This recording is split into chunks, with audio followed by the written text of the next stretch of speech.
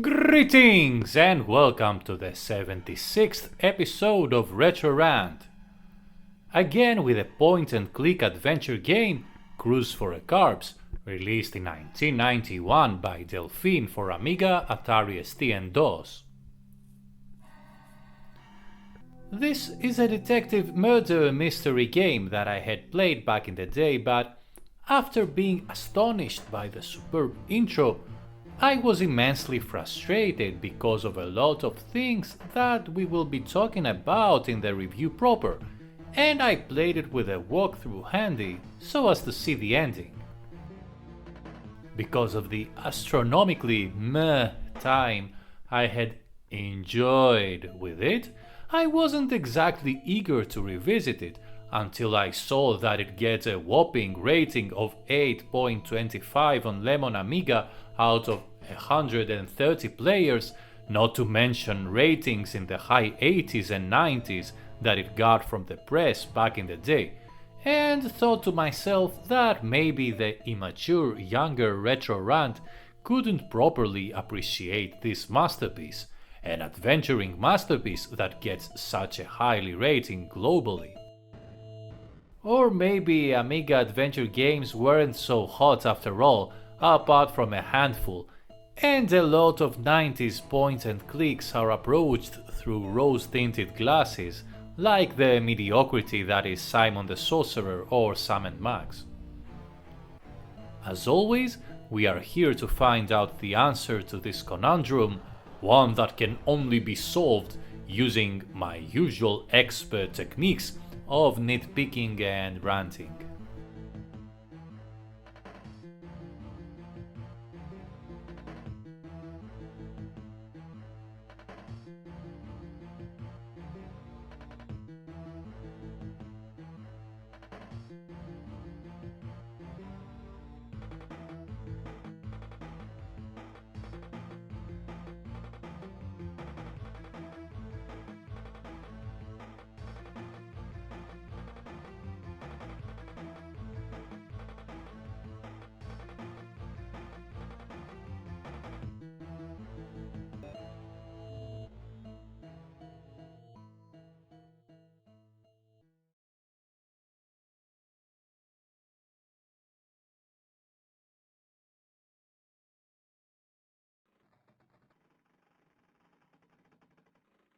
You control a talented, or not so talented, French police investigator, Raoul Dusentier, who had the good fortune of being invited on a cruise.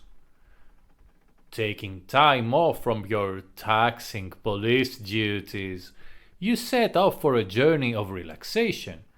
But this is an adventure game, so things are bound to go seriously south. Your host, Niklos Karabudzian, is murdered, and you have to competently, or not so competently, investigate and root out the culprit. The graphics of Cruise for a Corpse are simply beautiful to look at. They were astonishing back in 1991, and I have to say they have aged really well. The backgrounds and the characters during the conversations are brilliantly designed, and the Amiga version is definitely impressive, having nothing to envy from the PC. Like Flashback, Delphine used rotoscope graphics for the characters, and they work exceptionally well with fluid animation, even though Raoul and his mustache can sometimes get creepily close. The game is also beautifully presented with the impressive intro sequence that you saw. The same merits do not carry over to the sound, unfortunately. Apart from the introduction and title screen, I think that the true murderer in this game is the composer, since he is able to inflict tremendous amounts of suffering with the horrendous tunes that play in various locations. Mercifully, most locations are silent, but then you have to enter hell again, having to endure the teeny, blinky plonky, silly and repetitive things that are meant to pass for a soundtrack to a detective mystery adventure, and will have you craving for deafness, death, or the mute button. This doesn't reach Chip's challenge level of awfulness, thankfully, but it would have taken tremendous effort from the murderer, the composer, to manage to have a worse soundtrack than that. Really, I'd rather play 5 hours of 2064 than listen to 2 minutes of this thing. You think I am overreacting? Sit tight and enjoy a nice sample.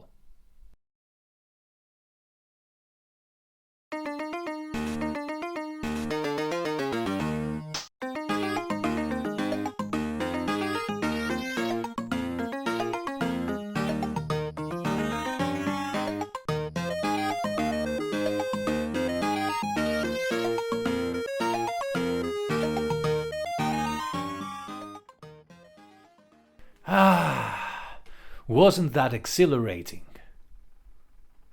Now let's look at the controls. The interface is quite simple at first glance.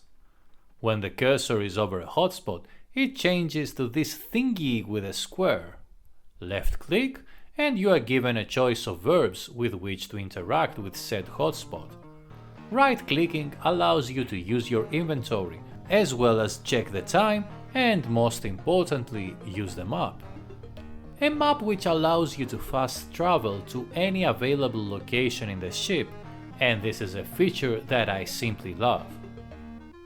Talking to characters lets you choose from various topics, and you can get precious information that unlock other topics which you can then ask in turn. When you uncover an important clue, either through investigation or through conversations, the time advances, a la Colonel's Bequest.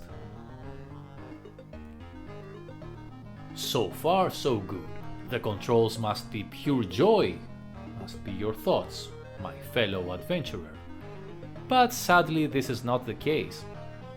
You see, this game isn't so much a detective adventure but more like a horror game, because it is the pinnacle of monstrous, dreadful, almost Lovecraftian pixel hunting, the kind of stories Innsmouth villagers tell each night about unnameable monsters and about the pixel hunting on Cruise for a Corpse. And what makes matters worse is that each screen offers a ton of useless hotspots, but no indication as to what each hotspot is, because the only feedback you get is the change in the cursor, and you actually have to click to see the hotspot name. Now this might not seem to be much of a problem, but sometimes hotspots are next to each other, so you have no way of knowing that they are two different hotspots. Also, the list of verbs is sometimes very confusing, giving you the choice to examine, search, and similar other verbs in the same time. Another confusing control choice is that you can ask people about the things in your inventory, but sometimes you have to manually go to your inventory and choose to show an item for the NPC to give you information. Way to go, Delphine!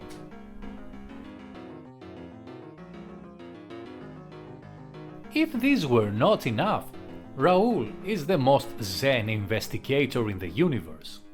You see? A murder just took place, the murderer hit him in the head, and instead of leaving no stone unturned in his search for clues, he seems extremely unwilling to search and equip himself properly, sometimes even leaving precious evidence lying there. Also, there is no indication as to whether you have already inquired about a topic before or not, so you largely have to rely on memory or note-taking, or asking everything again in case you missed something.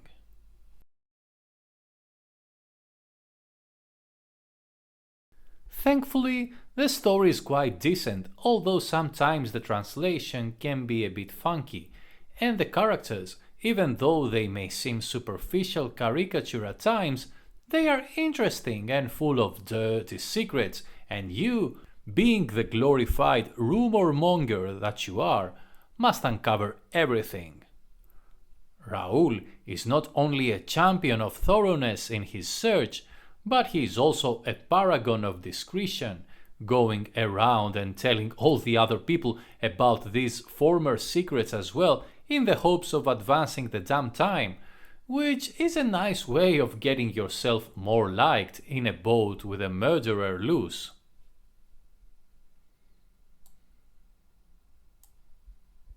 And the gameplay ranges from immersive to inconsistent, tedious, and sometimes painful.